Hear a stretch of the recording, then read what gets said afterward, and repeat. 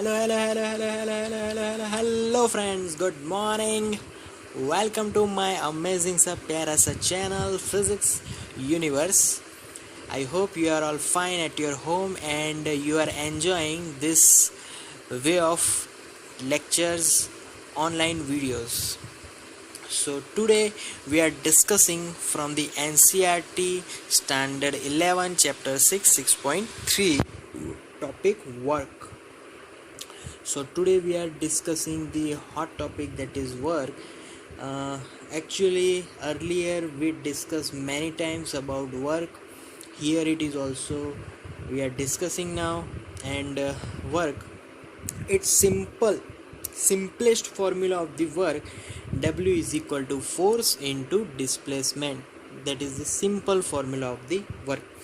But here I am discussing about different formula today, and if my object is on this horizontal surface, but on this object the force is not totally horizontal, it is inclined somewhat.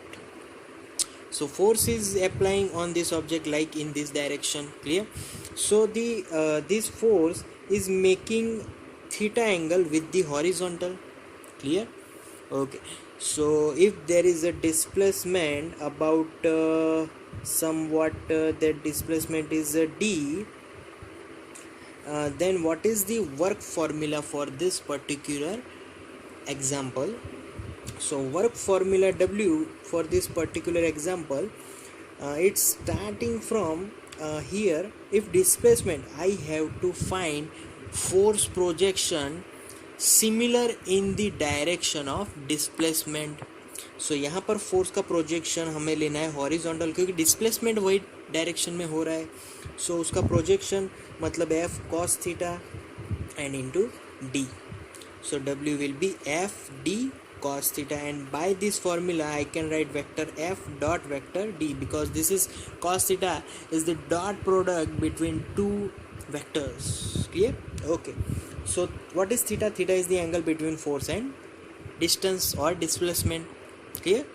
So this is the main equation of work. Okay, now some factors which affect the work. There are some factors of the work. The first factor, what if displacement will be zero? ये जो example है वो कब का example है कि जब object पर फोर्स लग रहा है but there is no displacement. इसका अगर एग्जाम्पल लूँ, अगर मैं एक वॉल है उस पर पूरे फोर्स से एक लात मारूँ तो क्या वो वॉल डिस्प्लेस होगी? नहीं होगी.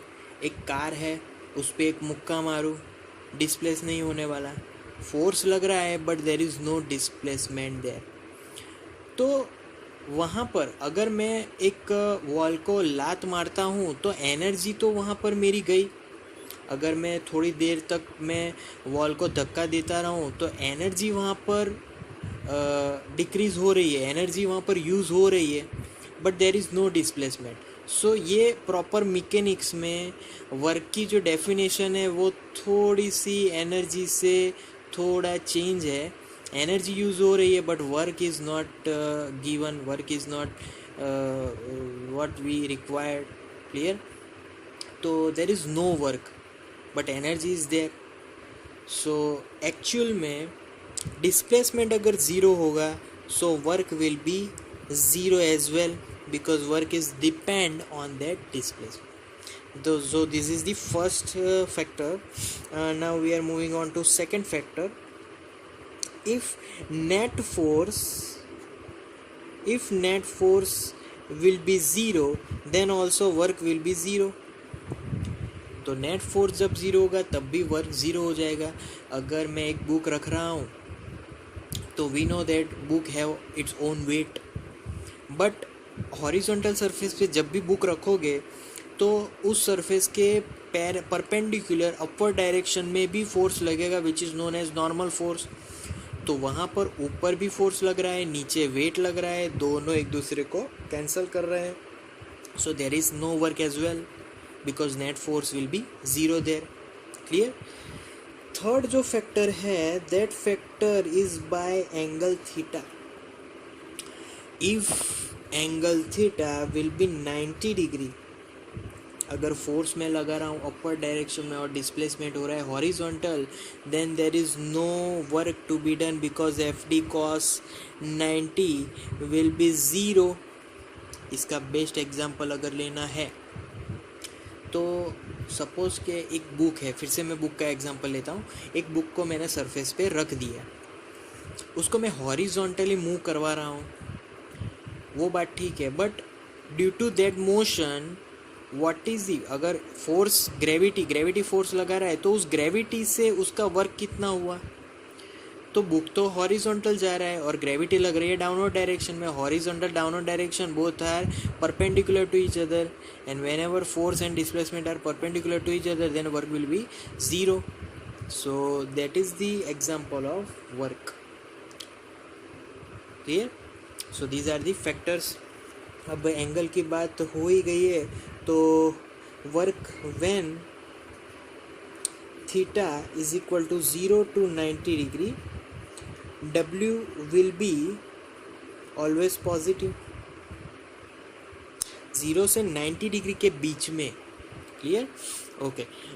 When theta will be 90 to 180, then work will be what? Negative. क्योंकि 90 to 180 cos थीटा में वो नेगेटिव साइन आ जाती है. क्लियर? सो यहाँ पर theta is equal to 180 degree की बात हुई. अब ये कौन सा एग्जाम्पल है? तो this is the example of frictional force.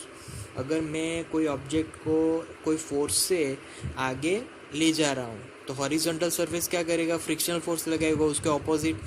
But frictional force opposite लगा रहा है, डिस्प्लेसमेंट उसके ऑपोजिट है, दोनों एक दूसरे का ऑपोजिट. तो then work will be F D cos 180. So our answer of work will be minus FT. So answer of work is in negative.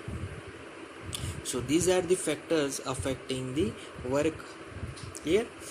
So in this particular topic, work is force into displacement. Clear?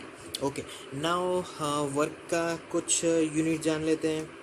तो work is nothing but energy stored by that object, that is called work. So unit of work is joule. ये जो unit है वो MKS और SI में है. joule in MKS और SI. But another unit of W is erg in, we know that CGS में है. Clear? तो दैट्स द यूनिट. अब उसके डायमेंशन की बात करें, डायमेंशन हम लोग आगे पढ़ चुके हैं. तो डायमेंशनल फॉर्मूला, अब यूनिट जो एनर्जी के साथ इक्वल है तो डायमेंशन भी इक्वल होगा. Dimension of energy is m1 l2 t-2. Clear? Okay. Now we are moving on to conversion of units of work. So उसके कन्वर्जन्स देख लेते हैं. First of all, one erg is equal to 10⁻⁻7 joule. Clear? One electron volt is nothing but 1.6 into 10⁻⁻19 joule. ये सब energies के units है. Clear? फिर बारी आती है 1 kilowatt hour. It will be 3.6 into 10⁻, yes, कितना 10⁻2 तो है, 10⁻3, 10⁻5 joule. Clear? So these are the units of different units of work in the form of joule. Clear? Okay, thank you guys. That's all for today. Now thank you very much to listening my video lectures till the end. That means a lot to me. Thank you very much.